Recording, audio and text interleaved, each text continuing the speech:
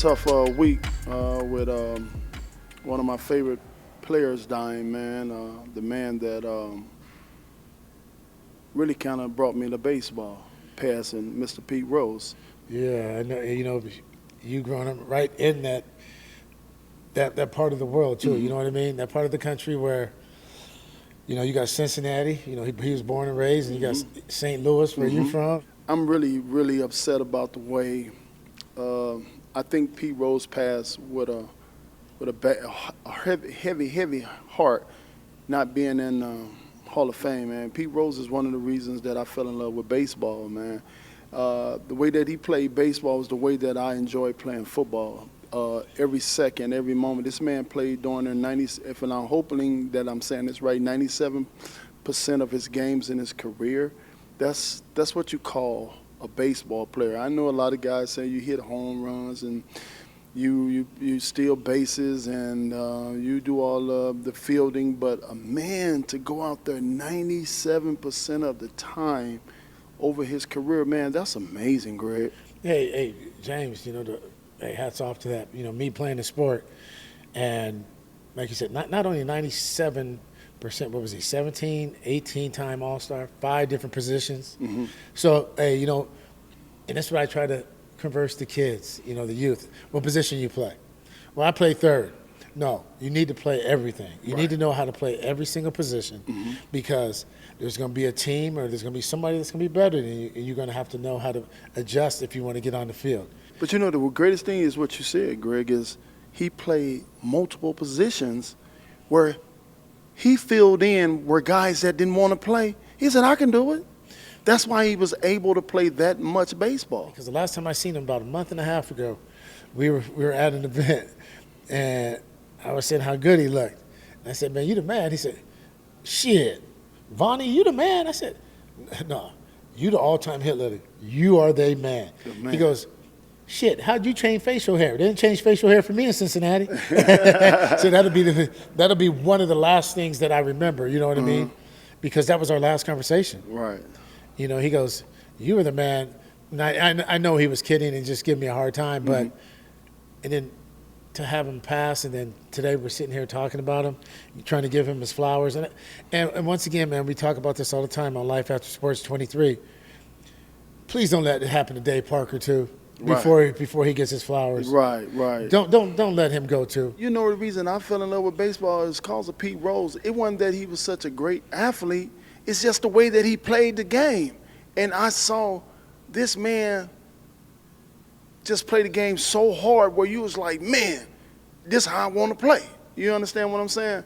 And when you see someone that does it like that, because it's a bunch of great athletes that we have seen play, but do they play as hard as this man with this half-empty glass of athleticism?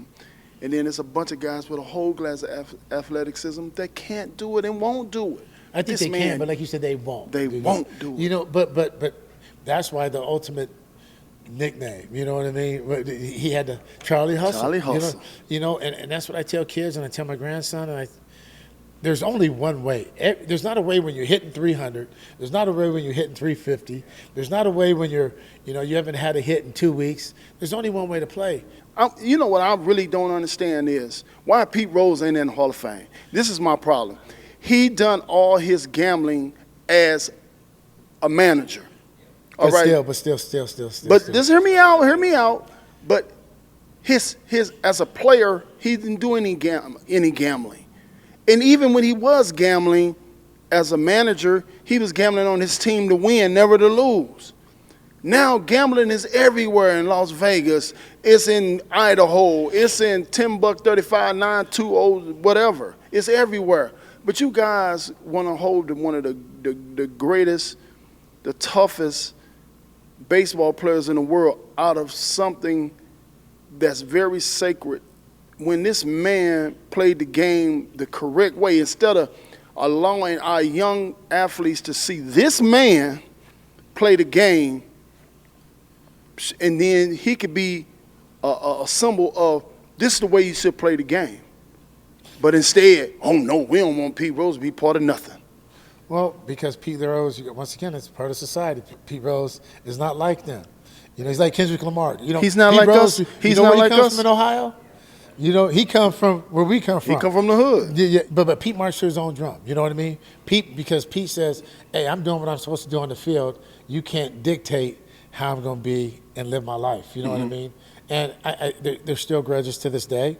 Yeah, you know, I had Tim Kirchin today say, as long as Rob Manfred's the commissioner, Pete will never get his flowers. You know what's going to really upset me is they put him in the Hall of Fame after he died. That's what they're going to do. That's what they always do. Pete Rose, they gonna make it honorary and put him in. And why come you couldn't done that when this man was alive, so he could have celebrated with him, with his family, and his family could have hugged and kissed him and was like, man, it's been a long time coming. You know, why you have to wait till somebody died to love him, man? But they always do. You know, because once again, James, this is just my personal opinion. It's all about power to me, because if you want to do the right thing, you can't pick the right thing on Pete Rose and do the wrong thing with the Houston Astros. Right. You're going to do the right thing. You know, he bet on base. He tarnished the game. But the other ones, they were using man-made devices to help them accomplish something. You know, so either you're going to do the right thing or you're going to do the wrong thing. But you can't do the right thing and the wrong thing. It's crazy to me that is right in his eyes. And hasn't Pete paid enough? Has he paid enough? You know what? He's that's always going to be part of him, even if he gets in. He never bet against his team. So they say. We don't know. We know because I'm Major League. I don't know about NFL. But tell me this. How did they take his cleats, his gloves, his bat, his uniform, and put it in Cooperstown, but they don't put him in there? We do it all the time. Make that make sense to me. Now, all the stuff that you played in, we want. But this physical man, he can't be in. Oh, when baseball need him, they call him. When they need him, they call him. How many people play an all-star game, stand at the front door? I heard a guy talking about this. Stand at the front door and greet all the all-stars and tell them, we're out here to win. We're going to win today. We're going to win the game. Most guys in the all-star game, they look like this is a vacation for me and my kids and my wife and stuff. But Pete Rose came to the all-star game to win. But you know, that tells you just as, you know, if you're playing checkers, if you're playing chess, he has one mentality. He's one of the most fierce competitors to ever do it. That's that Michael Jordan syndrome. Yeah. Kobe Bryant. It's that competitiveness you can't teach.